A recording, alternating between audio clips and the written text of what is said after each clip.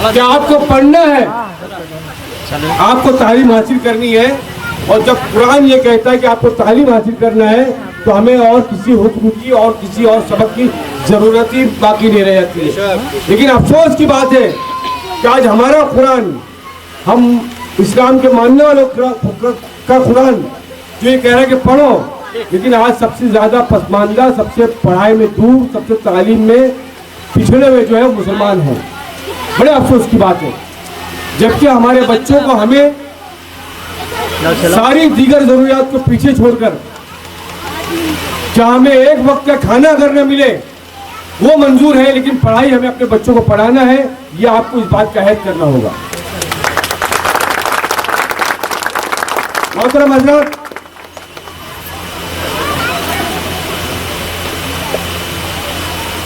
आज हम देखते हैं कि हमारे यहाँ बहुत तालीमी पसमानदगी है। पठान साहब, लोगों के पास में आमदनी के जराए बहुत कम है, लोग अपने बच्चों की फीस नहीं अदा कर पाते। करोड़ का ले लो। कॉपी किताबें अगर खरीदनी हो तो उनके लिए मुश्किलात होती है। स्कूलों में जो है फीस बहुत भारी हो गई है, बहुत महंगी हो गई है, पढ़ना बड़ा मुश्किल हो गया है। लेकिन ये भी एक अफसोस की बात है कि हम बच्चों की फीस तो नहीं भरते, लेकिन 400 रुपये केबल का जरूर अदा करते हैं हम। तो आप केबल से ज्यादा घर में जो आपने केबल लगाया है उसको नोच के निकाल के फेंक दीजिए। सबसे पहले अपने बच्चों की तालीम पे तवज्जो दीजिए। तालीम किस लिए जरूरी है? अक्सर माँ बाप या हम सब ये सोचते हैं कि तालीम हासिल करेगा हमारा बच्चा तो उसको कहीं नौकरी लगेगी। सवाल यह नौकरी का नहीं है कि तालीम हासिल करने के बाद आपको नौकरी लगती है कि नहीं लगती है। आज हम ये कहते हैं कि मुसलमानों के साथ में नाइंसाफी हो रही है। आज रोजगार का मामला ये है कि हिंदुस्तान में हमारे हिंदू भाई भी रोजगार से महरूम हैं। करोड़ों हमारे हिंदू भाई जो है वो बेरोजगार है।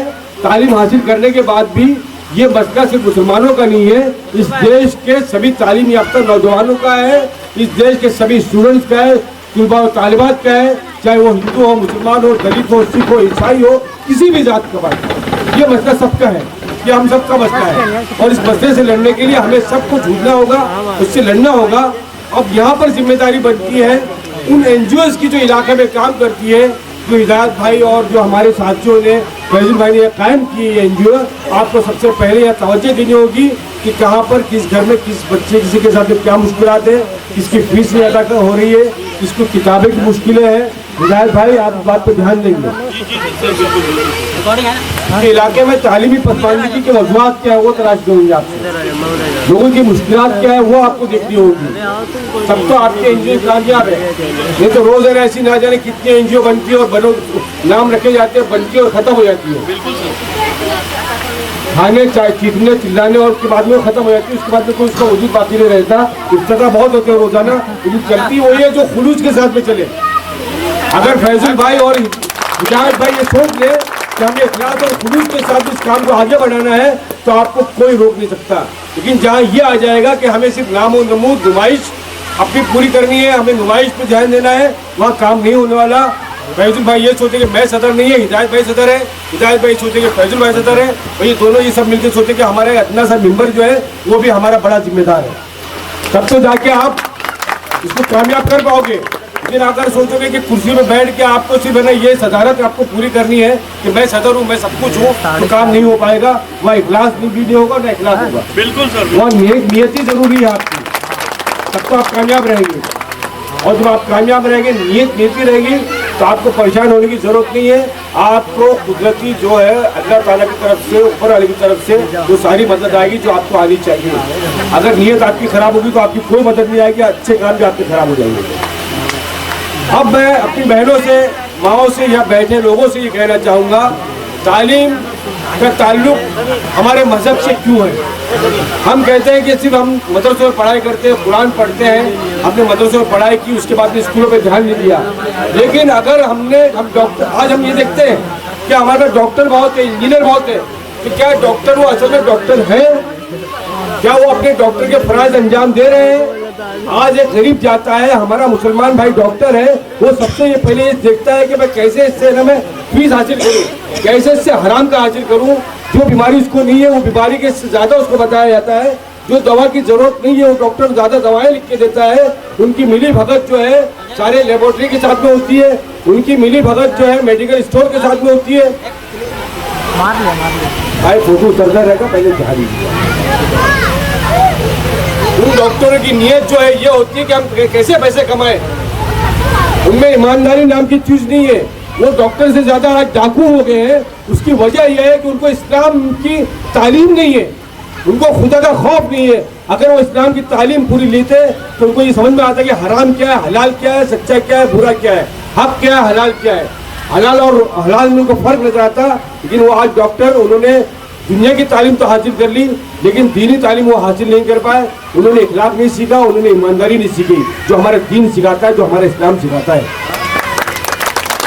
आज वकील खड़े के झूठ बोलता है, सच को झूठ बनाता है, झूठ को सच्चा बनाता है, लेकिन वो ये नहीं देखता कि एक मुजरिम जो है वो बच रहा है और एक बेचारा मुलजिम जो है जो बेगुनाह है उसको फंसाने का काम करता है। अगर वो ईमानदार वकील है तो मुलजिम को बचाएगा और मुलजिम को जेल पहुंचाएगा। लेकिन हमारे वकील, क्योंकि उनके पास तालीम नहीं है, उनके पास इस्लामी तालीम नहीं, दुनियावी तालीम उन्होंने ले ली लेकिन उन्हें खुदा का खौफ नहीं है। वो जो चाहते हैं करते हैं, वो समझते हैं कि हमें यहीं रहना है, हमें यहीं जीना है, ये पैसा हमारे लिए सब कुछ है। क्या शमशेर पठान साहब पुलिस में नौकरी कर चुके हैं, वो जानते हैं हराम और हलाल क्या होता है, किस तरह से हराम आता है, किस तरह से हलाल आता है। और इन्होंने भी यकीनन अगर आज ये रिश्वत लिए होते तो यहाँ नहीं होते, ये किसी और अच्छे बिजनेस में बने होते, कोई बड़ा कारोबार किए होते थे। आज आपके बिजली होती है या आज आपकी खिदमत करने के लिए निकले हैं या हमारे साथी दोस्त अहबाब। बातें तो बहुत है, कैसे चलिएगा बहुत लंबी होगी। फैजुल भाई बहुत परेशान हो रहे हैं, बार बार ये बहुत बड़ी लंबी कर दिया मैंने, तो मैं इतना कहता हूँ शुक्रिया बहुत बहुत। अल्लाह हाफिज़ आपका। और हमारे भी सुल्तान अजम मस्तान साहब आइए, उनसे भी दो सब सर आप दो सब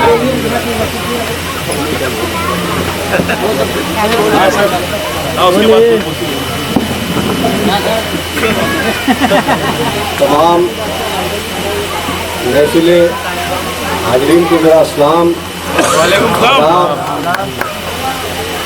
और बाकी मेरे बड़ों ने बहुत कुछ इस तंजीम के ताल्लुक से और यहाँ मौजूद जिम्मेदारान के ताल्लुक से बयान कर दिया है। वक्त थोड़ा है, मैं सिर्फ इतना कहूँगा कि ज़िंदगी का सफ़र और सफ़र की जो आखिरी मंजिल है वो मौत है। ज़िंदगी का सफ़र और सफ़र की जो आखिरी मंजिल है वो मौत है। और मौत तो एक दिन मुकर्रर है, फिर नींद क्यों रात भर नहीं आती। तो मेरे दोस्तों, अल्लाह ने खिदमत खल्क को सबसे बड़ा और सबसे अजीम मर्तबा दिया है। खिदमत खल्क, इंसान की खिदमत, मखलूक की खिदमत, और खल्क जो है खिदमत खल्क, अल्लाह की जो मखलूक है वो ज़मीन पे है। और आयतों का जो तर्जुमा है उसको मैं हिंदी में बोलता हूँ कि तुम ज़मीन वालों पे की मदद करो, ऊपर वाला तुम पे रहम करेगा। तो इस ज़मीन में सभी रंग रूप के लोग हैं, सभी मजहब के लोग हैं, हर प्रांत और हर सरहद के लोग हैं। हमें कोई रंग रूप नहीं देखना चाहिए। मेरा अपना ज़ाती ये मानना है कि कलर, रंग जो भी हो, एक इंसान को इंसानियत के लिए काम करना चाहिए। इसी के साथ मेरा आदाब सलाम। बहुत बहुत शुक्रिया, बहुत बहुत शुक्रिया। हमारे रजा भाई हाजी बाबा के साहबजादे, हाजी मस्तान के साहबजादे, उनका गुलपोशी भाई करने जा रहे हमारे यूसुफ के अब्बा।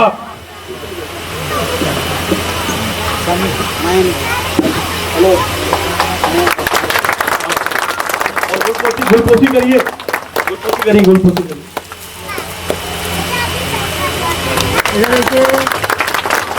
और हमारे कर चुके आप सर का कर चुके हाँ जी सर आपके लिए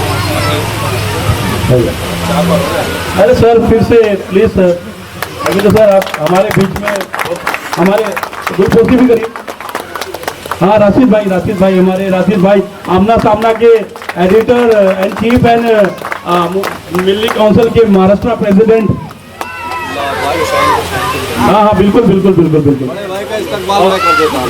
हाँ बिल्कुल और हमारे सर ऐसा नहीं चलेगा सर प्लीज भरद्वाज जी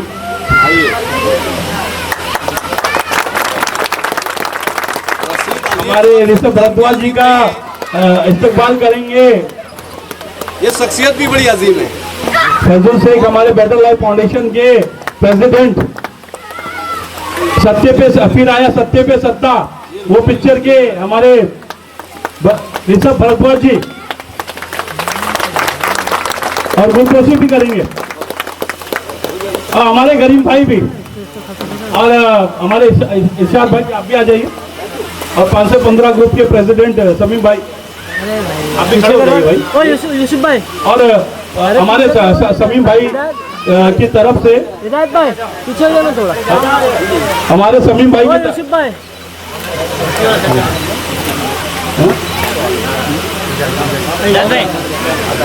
चलो ओके हमारे रतिराम यादव जी हमारे पठान साहब का स्वागत करेंगे आइए सर आइए आप धोती चाचा हाँ? धोती चाचा हमारे धोती चाचा आपका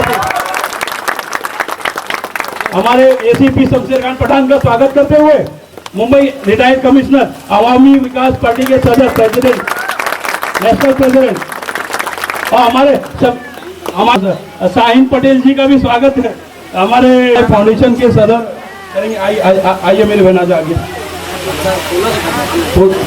हाँ फूलों से स्वागत फूलों से करते सबका स्वागत